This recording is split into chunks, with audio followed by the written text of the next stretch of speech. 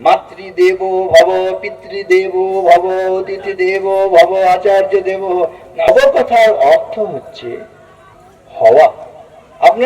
আমরা মনে করি কি মাতৃদেব মানে মাকে দেবতার মতন ভক্তি করবে, বাবাকে দেবতার জ্ঞান করবে, অতিথিকে দেবতার মতো ভক্তি করবে, আচার্য মানে শিক্ষককে দেবতার মতন ভক্তি করবে। এসব শুনে আমাদের আনন্দই হয়। কিন্তু ভব কথার অর্থ হচ্ছে হওয়া। মাতৃদেব ভব মানে মা দেবতা হন।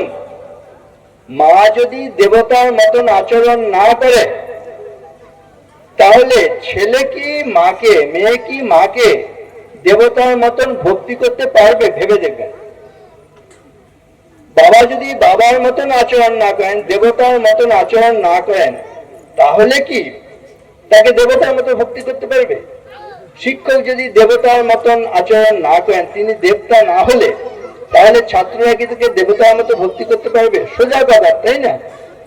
সে মাতৃদেব ভব মানে মাতা দেবতা হন। আমাদের সবাইকে দেবতা হতে হবে, তাহলে সমাজটা সুন্দর হবে। তা না হলেই দেখবেন এতটুকু ঘাটতি খামতি থাকলেই এই ধর্ম মানে প্রত্যেকের ধর্ম নির্দিষ্ট রয়েছে। এই হিন্দু ধর্ম, খ্রিস্টান ধর্ম, বৌদ্ধ ধর্ম, জৈন ধর্ম যতটা নয়, মা হলে মায়ের ধর্ম, বাবা হলে বাবার ধর্ম, স্বামী হলে স্বামীর ধর্ম, স্ত্রী হলে স্ত্রীর ধর্ম, পুত্র হলে পুত্রের ধর্ম, কন্যা হলে কন্যার ধর্ম।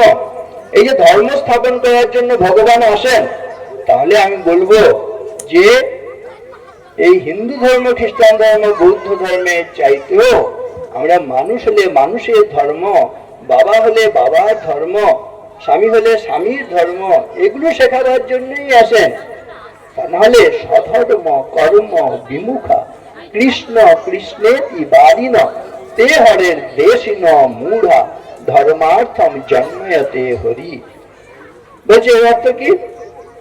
ধর্ম স্থাপনার জন্য হরি আসেন, কিন্তু কেউ যদি নিজের ধর্ম কর্ম না করে শুধু কৃষ্ণ কৃষ্ণ বলে, হরি হরি বলে, বিষ্ণু বিষ্ণু বলে, নারায়ণ নারায়ণ বলে, বলছে নিজের দায়িত্ব পালন না করে, কর্তব্য পালন না করে, ধর্ম পালন না করে, কেউ যদি শুধু কৃষ্ণ, শুধু হরি, শুধু নারায়ণ, শুধু বিষ্ণু বলে, তারা কৃষ্ণ বলে, হরি বলে, বিষ্ণু বলে, নারায়ণ বলে, সেই কৃষ্ণ হরি নারায়ণ বিষ্ণুকে বিদ্বেষ করে। আমি এটা বানিয়ে বলছি না।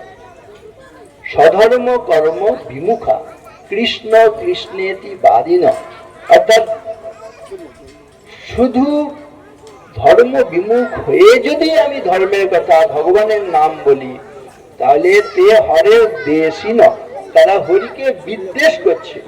মূঢ়া, তারা মূর্খ ছাড়া কিছু নয়।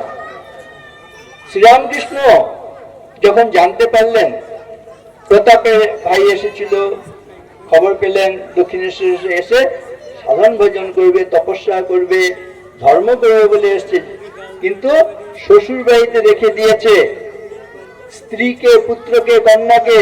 তারা বাড়িতে খবর দিচ্ছে বাবাকে একবার আসতে বলো, যাচ্ছে না কেন? না, তারা তো কিছু চাইতে পারে, সেই ভয়ে যাচ্ছে না। দায়িত্ব নিজে বিয়ে করার পরে নিজে দায়িত্ব না নিয়ে স্ত্রী পুত্রের শ্বশুর বাড়িতে রেখেছে। ঠাকুর শুনে কি গালাগাল দিলেন জানেন তো? সেটা আমি মুখে উচ্চারণ করবো না, বানানটা বলে দেবো।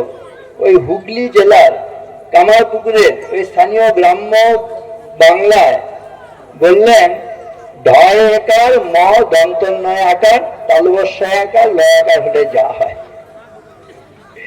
বলছে তুই একটা ওই নিজে সংসার করেছ, গৃহস্থ জীবন, গৃহস্থ ধর্ম পালন করবে বলে তুমি পত্নী গ্রহণ করেছ, সেই পত্নীর ভরণ পোষণের ধর্ম পালন না করে তুমি এখানে এসে কৃষ্ণ নাম করবে, হরি নাম করবে, ভগবানের নাম করবে। তুমি ঢয়কার মদন্তর তালবস্যা লয়াকার, এটাকে অ্যাপ্রুভ করেননি, শ্রীরামকৃষ্ণ করেননি। প্রত্যেকের তাহলে ধর্ম নির্দিষ্ট কর্তব্য।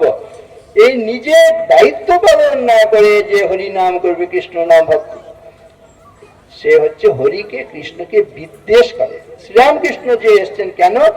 চৈতন্য হোক, এই হুঁশটা আসুক। বলুন, এই চৈতন্য হলে আর কোনো সমস্যা থাকে?